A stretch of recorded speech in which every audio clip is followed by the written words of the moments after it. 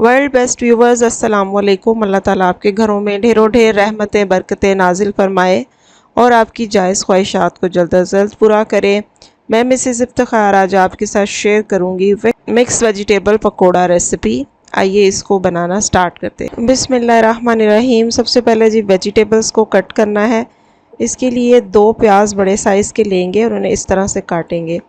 1 शिमला मिर्च है थोड़े मीडियम से साइज़ की, इसको भी हमने काट लेना है। इसको थोड़ा ज़्यादा छोटे टुकड़ों में काटेंगे ताकि ये अगर किसी को पसंद नहीं भी है तो उतनी ज़्यादा खाने में फ़ील ना हो।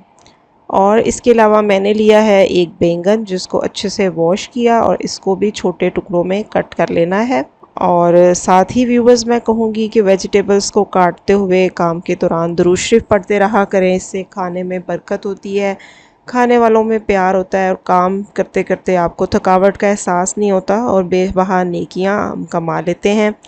1 आलू मैंने मीडियम साइज़ का लेके उसको भी काट लिया है।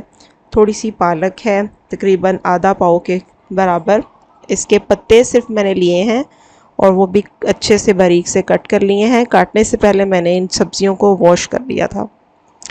अब क्या करना है, सब सब्जियों को किसी बड़े बर्तन में डालेंगे ताकि हम इसका मटेरियल जो है वो रेडी कर सकें पकोड़ों के लिए। 2 कप भर के मैंने इसमें डाले हैं बेसन के। मेरा जो कप है वो 250 ग्राम का है। 1 टेबल स्पून नमक, 1 टेबल स्पून लाल मिर्च, हाफ़ टेबल स्पून हल्दी और 2 टेबल स्पून भर के मैंने इसमें डाले हैं सूखे धनिए के जो दरदरा सा पिसा हुआ है। और इसके अलावा मैं इसमें डाल रही हूँ 1 टेबल स्पून अनारदाना थोड़ा सा कुटा हुआ और हाफ़ टी स्पून डाला है इसमें मैंने बेकिंग सोडा और साथ ही इसमें डाल दिए हैं 5 टेबलस्पून दही के। अब इन सब मटेरियल को हमने एक दफ़ा अच्छे से मिक्स कर लेना है और उसके बाद हमें जितना पानी रिक्वायर्ड होगा उतना हम यूज़ करेंगे। हम इसको बहुत पतला नहीं बनाएंगे, इतना पानी हम यूज़ करेंगे कि सब चीज़ें यकजां हो जाएं, एक साथ सिमट जाएं। इसके बाद हमने इस मटेरियल को 10 से 15 मिनट के लिए छोड़ देना है ताकि वेजिटेबल्स जो हैं वो पानी रिलीज़ कर दें और फिर इसके बाद हमें फ्राई करेंगे। जब तक कि बेसन को मैरिनेशन के लिए छोड़ते हैं, चलते हैं आज की अच्छी बात के लिए। रसूलुल्लाह सल्लल्लाहु अलैहि वसल्लम ने फरमाया, हमारे और काफरों के दरमियान फ़र्क नमाज है, जिसने नमाज छोड़ दी इसने कुफर किया।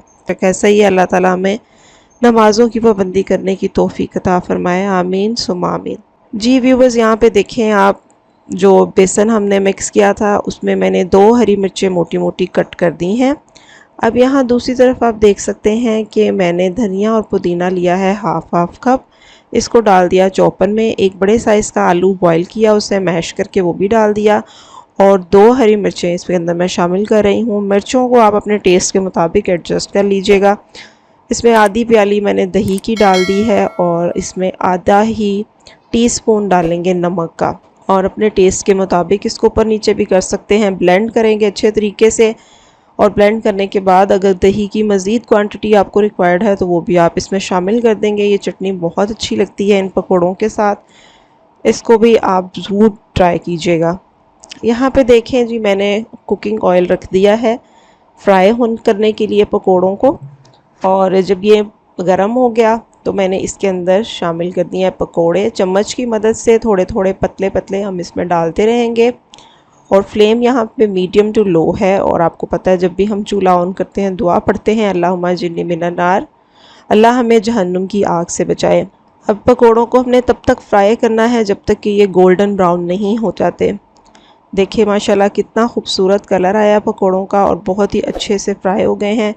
इसी तरह से हम बाकी का मटेरियल भी अपना फ्राई कर लेंगे। तो अब चलते हैं पकोड़ों की फ़ाइनल लुक की तरफ। देखिए जी, मैंने इसको टमाटो केचप और चटनी के साथ सर्व किया है, जो आपके साथ मैंने भी बनानी शेयर की। तो व्यूवर्स, ये थी मेरी आज की रेसिपी। उम्मीद करती हूँ आपको पसंद आई। ज़िंदगी रही तो फिर मिलेंगे एक नई रेसिपी के साथ। तब तक के लिए अपना बहुत सारा ख्याल रखिएगा, दुआओं में याद रखिएगा। Thank you so much for watching my channel. Have a good day. अल्लाह हाफिज़।